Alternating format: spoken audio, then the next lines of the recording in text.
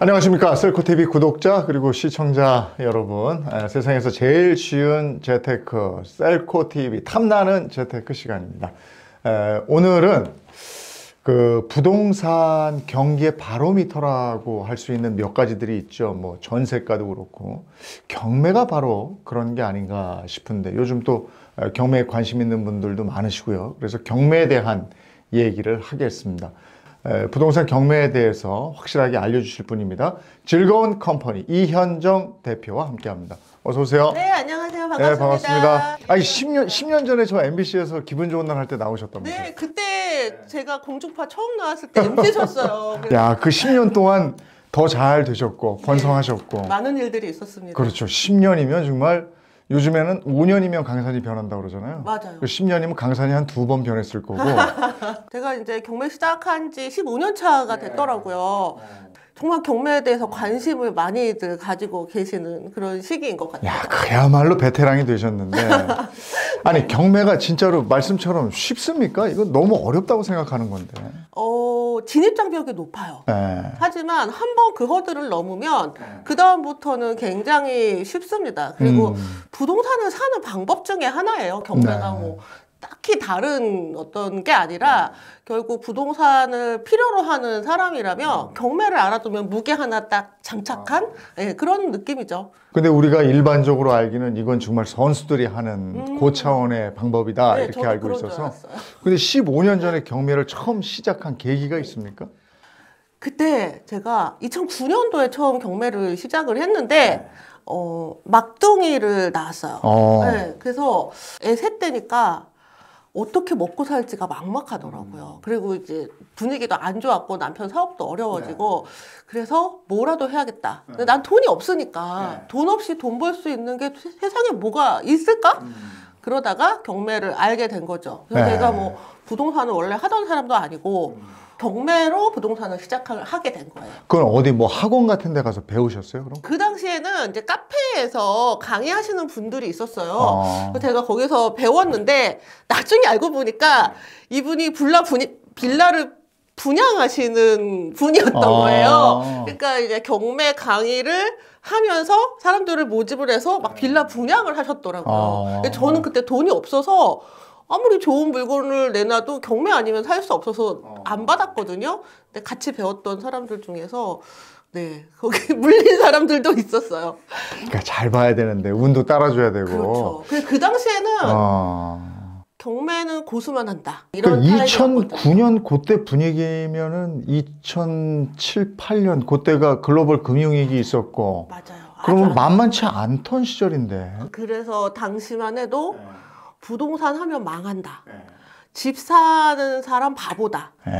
이런 시장이었고, 제가 부동산 경매를 시작했다라고 얘기를 했을 때 주위에서 다 말렸어요. 미쳤구나. 이제는 그게 아니다. 네, 아니, 저는 근데 그런 얘기들을 들을 수가 없었던 게 이거 말고 제가 다른 거 할 수 있는 게 없으니까. 절실함이 있었고. 절실함이 있었죠. 그리고 될 것 같았어요. 느낌은 좋았어. 네, 느낌이 좋았어요. 그래서 첫 번째로 하신 게 뭐예요? 처음에 제가 경매를 알고 나서 3주 만에 처음으로 입찰을 하게 돼요. 아마 이제 아시는 분은 모르겠지만 그 경매 알고 3주라 그러면 정말 아무것도 모르거든요. 게다가 저는 불인인 상태잖아요. 처음 입찰을 일단 해봤어요. 그랬더니 뭐 괜찮더라고요. 할만하다. 그래서 이게 위험하다, 위험하지 않다 정도만 이제 확인을 하고 계속 입찰을 도전을 하다가 그때 처음 한 게 얼마짜리?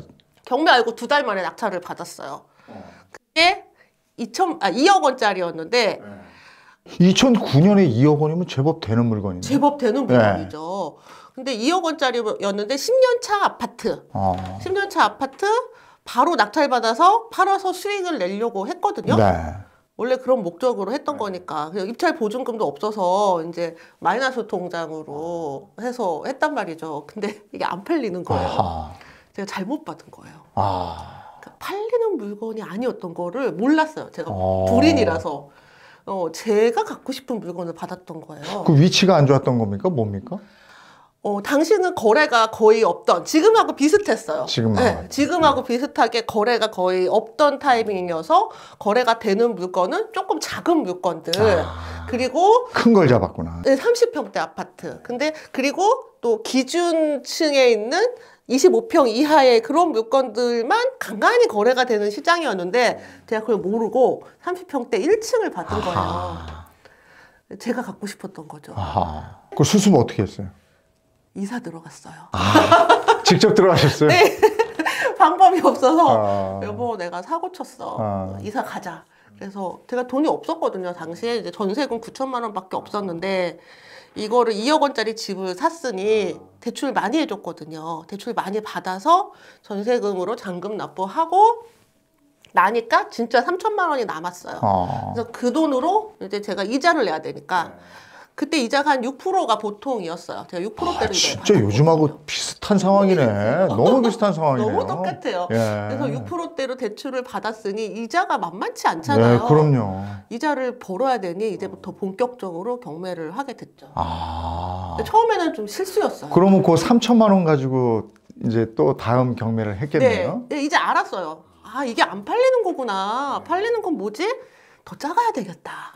내가 좋아하는 1층. 저는 애들이 많으니까 아래층에서 올라오는 게 너무 싫어서 1층을 좋아한 건데 그건 제 기준인 걸 몰랐던 거죠. 그 다음에 그렇게 시작한 경매가 그리고 이제 3천만 원으로 다음 물건을 했는데 2개를 낙찰을 받았어요. 대출이 많이 됐기 때문에 얼마든지 할 수 있었거든요. 2개 낙찰 받아서 2달 만에 3천만 원을 벌었어요. 2달 만에 바로 매각을 해서 이제 거의 푹 빠졌네요. 이제는 이제 방법을 안 거죠. 이제 방법을 알았고 이제 헤어날 수 없어. 본맛을 봤어. 그다음부터 이제 계속 물건을 했었고요. 당시에는 다주택자 대출 규제가 없었어요. 그래서 뭐 물건... 지금도 이제 풀리지 않았습니까? 근데 아직 대출이 원활하지가 않기 때문에 아직 서울 규제 지역은 30%밖에 안 나고 그리고 DSR, DTI 규제라는 게 있어서 기존의 대출이 많으면 기존의 대출이 많으면 추가 대출 받기가 쉽지 규제 지역 않아요. 같은 건 강남 3구하고 용산 빼곤 다 풀어줬잖아요. 맞아요. 그래서 지금 투자를 시작하시는 분들은 너무 좋은 타이밍인데 저처럼 20채 이상 늘려가기에는 대출이 좀 아니 근데 어렵죠. 지금 20채예요? 아니요. 그때 3년 동안에 21채를 낙찰 받았어요. 아니 지금 말씀 잠깐 들어봐도 2009년 상황이 지금하고 너무 닮아 있다.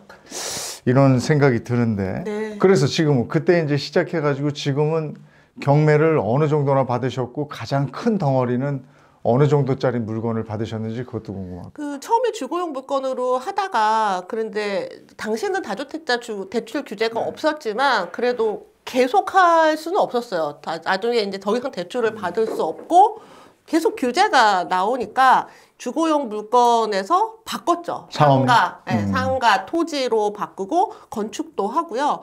그리고 몇 년 전에 너무 화랑일 때 2000년도 쉬었어요. 아예? 네. 못 하겠더라고요. 이거 못 따라잡겠는 거예요. 너무 가파르게 오르니까. 경매하는 사람들은 그때 많이 쉬시는 분들이 계셨어요. 낙찰가가 결코 싸지가 않았거든요. 다시 경매를 시작하게 된 게 재작년에 저희 둘째 아들이 그때 22살이었거든요. 근데 얘가 경매를 하고 싶다는 거예요. 그래? 그러면은 해보자. 라고 해서 이 아이들 도와주면서 다시 이제 주거용 물건들도 하고 이제 단기로 매도를 하는 것들을 많이 했죠. 너무 오르는 타이밍이니까 싸게 사서 현재 시세로 팔고 요거를 하고 최근에는 작년 말에 토지를 낙찰을 받았어요. 택지지구에 있는 토지 낙찰 받아서 이제 건축 준비하고 있어요. 그래요? 집 지으실 거예요? 건물 지시는 거예요? 빌라 단지요. 몇 세대짜리 정도? 16세대 나올 것 같아요. 그걸로 이제 월세 받으시는 거예요? 분양하시는 거예요? 분양해야죠.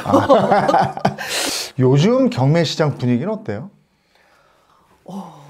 원래 한동안 부동산 시장 너무 안 좋다 그래서 정말 저렴한 낙찰이 있었거든요. 12월 달부터 경매 법정에 사람이 미어 터져요. 이제 새로운 기회를 잡으려고. 12월 달 딱 들어서니까 법정에 사람이 정말 많아졌어요. 그 유찰되고 이러는 것도 많지 않겠네요. 물론 유찰은 되죠. 당연히 유찰이 돼야 되는 시장이에요. 그 다음 걸로 가야 되니까. 그렇죠. 이게 이제 원래 경매는 시세보다 저렴해야 되는 거예요. 보통 제가 처음에 시작할 때는 보통 한 20% 정도는 저렴하게 하는 게 일반적이었는데 시장이 너무 하락이다 보니까 거의 매가랑 붙어서 낙찰을 받고 그랬거든요. 그래서 저는 이제 정상 시장이다. 아, 지금 요즘은 한 20% 떨어져 있어요? 네, 그렇게 20%. 넣으면 낙찰을 받아요? 그거보다 더 저렴하게도 낙찰 받기도 아, 합니다. 그래요? 네, 진짜 낙찰가가 혼재돼 있어요. 정말 좋은 낙찰은 아무 문제도 없는데 감정가 대비 한 50% 이렇게 그렇게나? 낙찰이 돼요. 반토막이나? 시세보다는 한 30%. 감정가가 좀 높죠, 지금은. 좀 가격이 하락이 됐으니까. 시세보다 30% 낙찰을 받으면 괜찮은 거죠. 작년 같은 경우에는 시세보다 높게 써야 낙찰을 받았는데 지금은 시세보다 한 20% 정도 네. 낮춰서 네. 또는 심하게는 50%까지 낮춘 것도 낙찰이 되더라. 네, 맞아요. 그러면 지금 경매 좀 해볼까 하시는 분들은 뛰어들 만한 시장이 됐습니까? 어떻게 됐습니까? 더 기다려야 됩니까? 더 기다려요? 언제까지 기다려요? 지금도 늦지 않았다. 아, 늦지 않았다? 네, 늦지 않았다. 아니, 왜냐하면 집값이 더 떨어진다니까. 그래서 더 떨어지면 경매 물건도 더 그렇게 나올 거 아닌가. 그래서 기다리는 분들도 있거든요. 네. 네. 그게 지금 이제 경매를 하시는 분들이 대부분 1주택자 이상 되시는 분들이 하세요. 저한테 수업 오시는 분들 중에 무주택자가 별로 없으시거든요. 그 다주택자 풀리고 이러니까 달려드는군요. 풀리기 전부터 준비하고 계셨어요. 그래서 제가 늦지 않았다라고 말씀하신 게 대단하시네. 게 준비하고 계셨어요. 신발끈 묶고 준비하신 분들이 지금 경매 시장에 이미 이제 좋은 낙찰을 받고 계시고 지금 시작하시는 분도 뭐 공부하고 뭐 하는 기간들이 있잖아요. 지금도 늦지 않았다.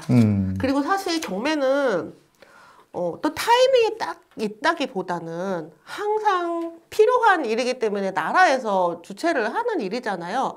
그래서 무기를 늘 갈고 닦는 것처럼 배워야 될 필수 지식 중에 하나인 거죠. 부동산을 하시는 분이라면 뭐 이런 시장에서는 경매 공부하고 이런 시장에서는 경매 공부 안 하고 이런 문제는 아니라고 생각해요. 그러면 처음에 이 칼을 갈 때 어떻게 뭐부터 해야 되는 거예요? 책 사서 일단 봐야 되는 거예요? 맞아요.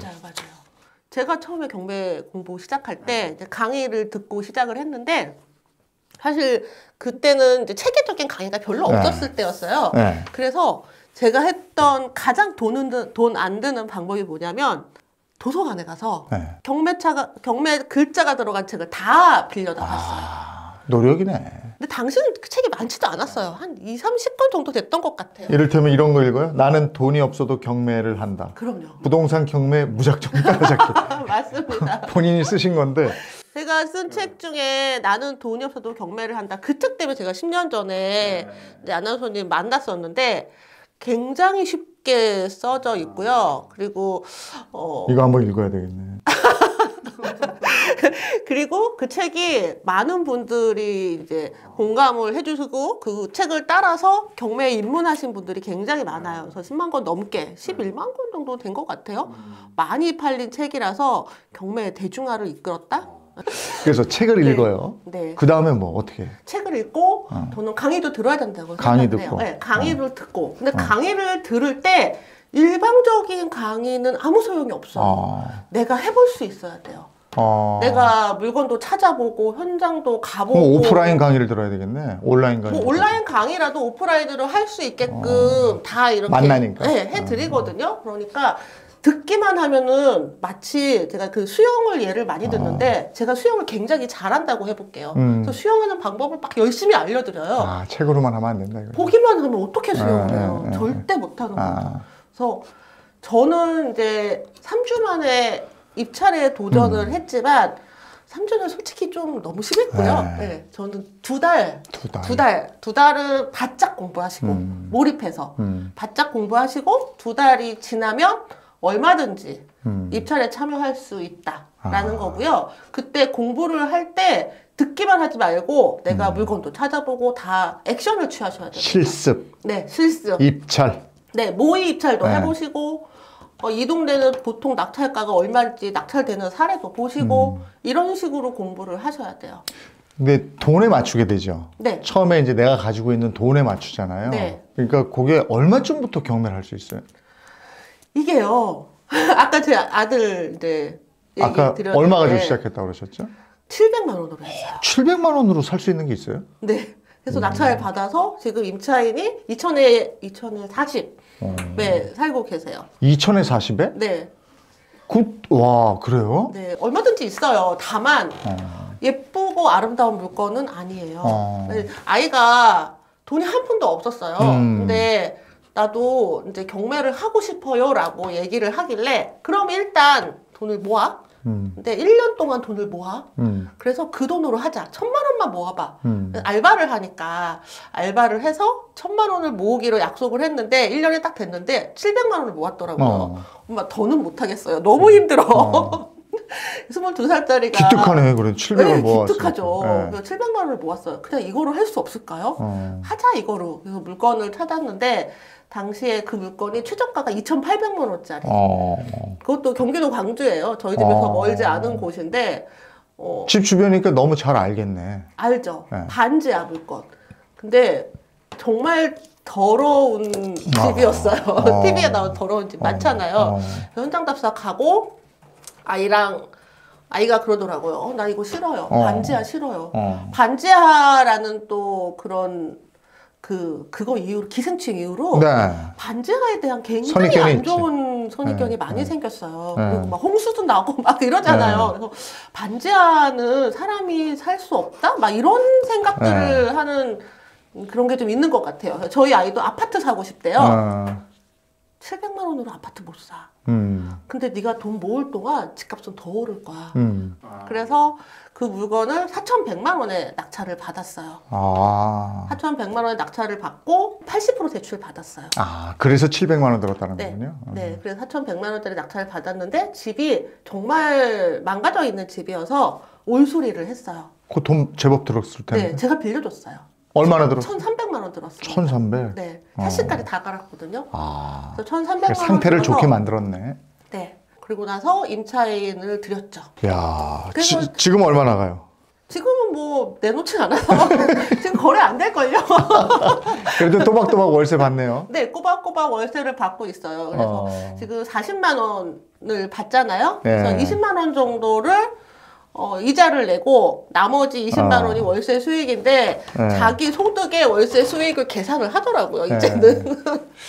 자, 오늘 경매에 대해서 알아보고 있습니다. 지금 아주 재테크 쉬운 경매 열풍의 주인공이죠. 이현정 대표와 얘기 나누고 있습니다.